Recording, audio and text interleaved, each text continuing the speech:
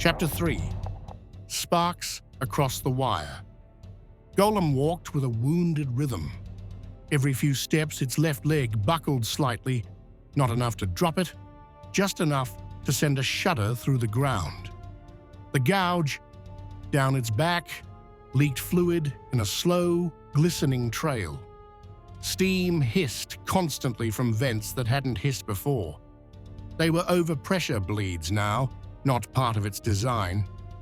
The squad moved in silence, heads low, rifles slung across their backs. Even Reed didn't speak. The fight with Falk had drained something out of them.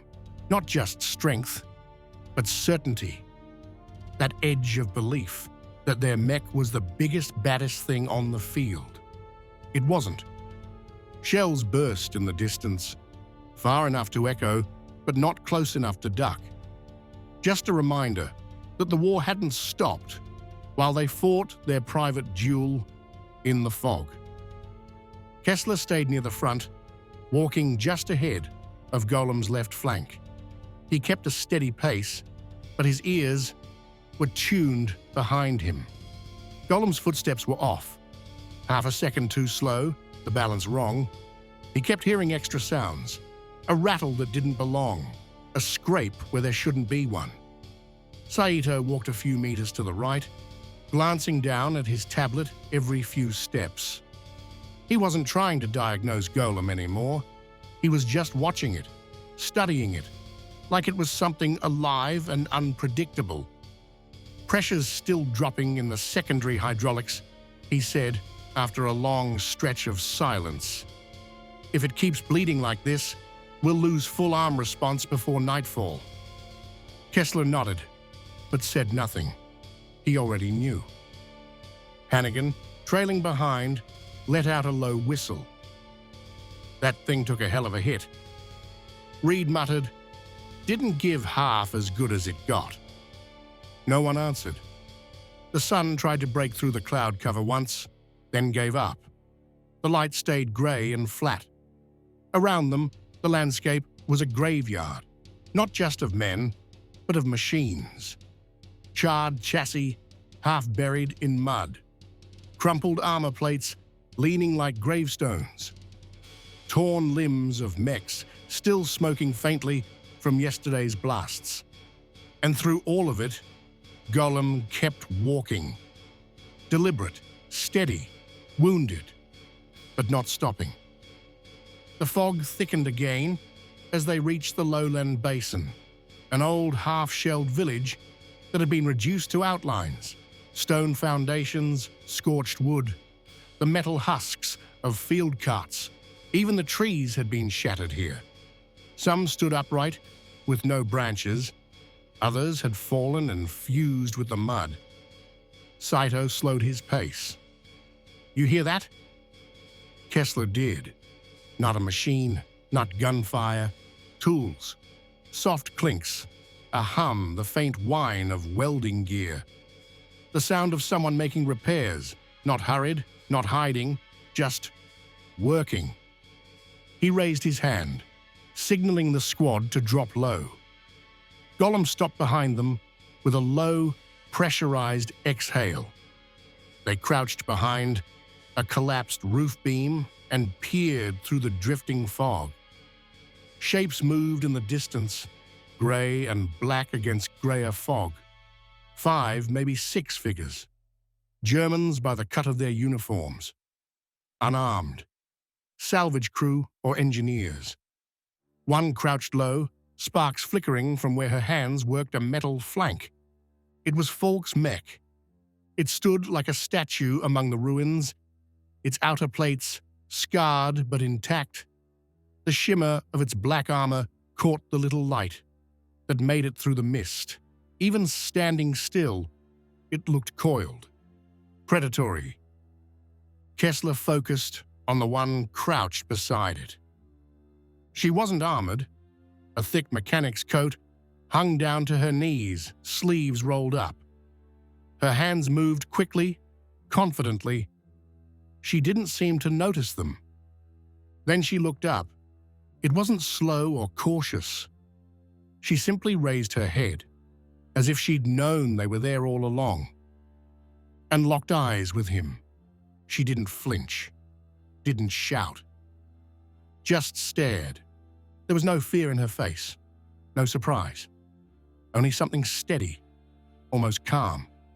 Her hair was tied back loosely, and in the flicker of welding light, her face was streaked with grease and smoke. Kessler couldn't move. For just a breath, the war stopped. Behind him, Reed whispered, "Do we take the shot?" "No," Kessler said quietly. She stared one moment longer, then reached up and tapped something on the mech's leg. A panel slid shut with a soft click, and the fog swallowed her. Just like that, the figures were gone. No footsteps, no retreat. They disappeared into the ruins like smoke. Kessler stayed, crouched another full minute, watching, listening, but nothing moved. He glanced toward the half-ruined village again. The shelling that had flattened it had also created cover. Stone walls, debris piles, places to hide tools and crew. He realized it wasn't just luck. Falk's team had used this site on purpose, a pre-designated fallback for field repairs, close enough to the fight for extraction, shielded enough to work without fear. They were planning ahead. He didn't like what that meant. And he liked even less that the mechanic had looked at him like she already knew who he was. They moved on quietly. No words. Just the crunch of boots through shattered stone and the steady hiss of Golem's battered frame. No more signs of movement from the ruins. Falk's team had vanished without a trace. The squad followed a long, slow arc through the lowlands, reaching the edge of contested ground by nightfall. It took another few hours to find the tracks and wait for transport. Golem kept pace the whole way, limping but functional, trailing steam into the dusk. When the hauler arrived, they loaded it carefully onto the flatbed, its servos whining as it knelt low and powered down. By then, the silence between them had settled into something heavy. The rear station wasn't much more than a string of shacks and a rail spur jammed with crates. But it meant warmth, food, a cot, and command. Kessler stepped down from the transport with his jacket unbuttoned and his boots caked in dried mud. Reed and Hannigan peeled off toward the mess tent without a word.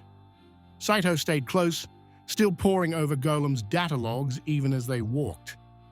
Inside the station, the lights flickered. The roof had been patched twice and still leaked in corners. A corporal nodded them through.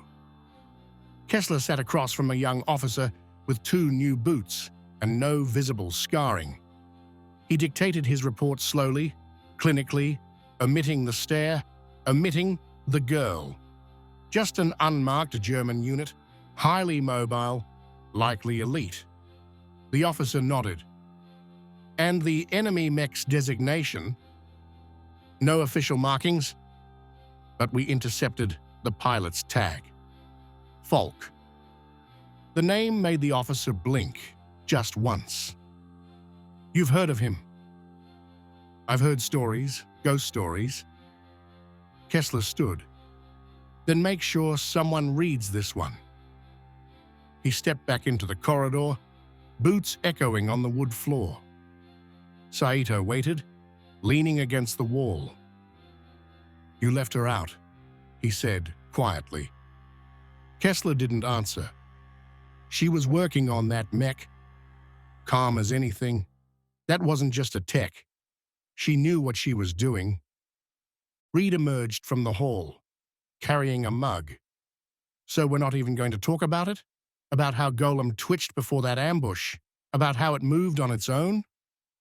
Saito folded his arms. You saw the logs. Golem registered an energy pulse before Falk's mech appeared. Something triggered it. Reed shook his head. Or someone. They all stood there, the silence stretching. The kind of silence that didn't want to be broken. Finally, Kessler said, "We get one night here. Then we go back out." He didn't say it, but they all felt it. The enemy had changed, and so had Golem.